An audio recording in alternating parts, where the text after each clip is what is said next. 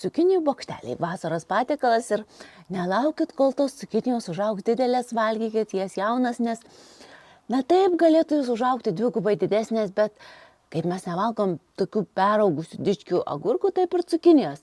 Jos nėra valgomos didelės ir dičkės užaugusios, jos yra valgomos šviežios, jaunos, o moliūgus taip, moliūgus auginkit didelius, kol užaugs, kol sunoks ir jos galėsit laikyti per visą žiemą. O dabar, jeigu patiks jums, darykit tokios cukinijų bokštelius. Imam jauną cukiniją, o dydė jos minkšta, nieko nulupti nereikia ir dabar sutarkuosiu plonais griežinėliais, tarkuoju salotų centrifugą, nes tada, kai uždėsim druskos, tada išsiskirs papildomai skysčio ir reikės nupilti tą skystį, tai aš tiesiog išsuksiu salotų centrifugoje. O dabar sutarkuosiu. Užstatau pirmąjį storį pjaustyklę, šitą pjaustyklę pjausto 3 storių griežinėliais, tai aš supjausiu tuo pačiu plonuoju. Ir pjaustyklė yra tokia gumuota pačia, tai neslidinėja ant dubens, mes tiesiog galim tarkuoti lengvai, žiūrėkit, kokie gražus griežinėliai gaunasi ir jinai puikiai tinka ir kopūstui patarkuoti, ir bulves gali tarkuoti, ir morkas gali tarkuoti. Kai lieka mažas jau galiukas, tada užsidėkit laikiklį. Laikiklis apsaugo pirštus ir tiesiog taip jį užmaunat, tarkuojat ir galite sutarkuoti iki pabaigos. Aš nesutarkuoju visai iki pabaigos, nes čia yra cukinijos kotelis. Šitą pjaustyklę labai skanu ir obuolius sutarkuoti pyragui, gaunasi tokie ploni griežinėliai. O žiūrėkit, mūsų cukinijų jau beveik pilna salotų centrifuga, uždedu druskos ir dabar uždengusi dangtį pamakaluosiu, kad tiesiog tos cukinijos visos apsiveltų druska ir išsiskirtų tas skystis, keliolika minučių praeis. Tai tiesiog pavartom, vienaip kitaip patabaluojam, labai stipriai neplakam, nes tos juostelės yra plonos, kad jos nesusimaigytų, tiesiog pavartom ir druska pasiskirsto, paliekam dabar taip.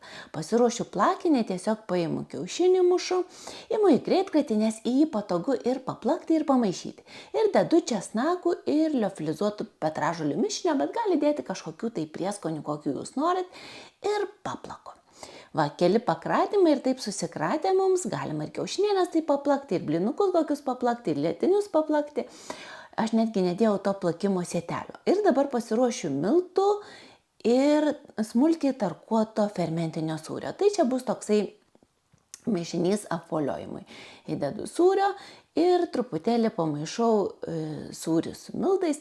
Jeigu matom, kad dar miltų lygtai gal truputėlį mažoka, tai dar užbarstau miltų sijokliu. Ir sijoklis yra patogu, žiūrėkit, spaudžiu, byra. Noriu perkeliu, nespaudžiu rankenėlės ir nebyra.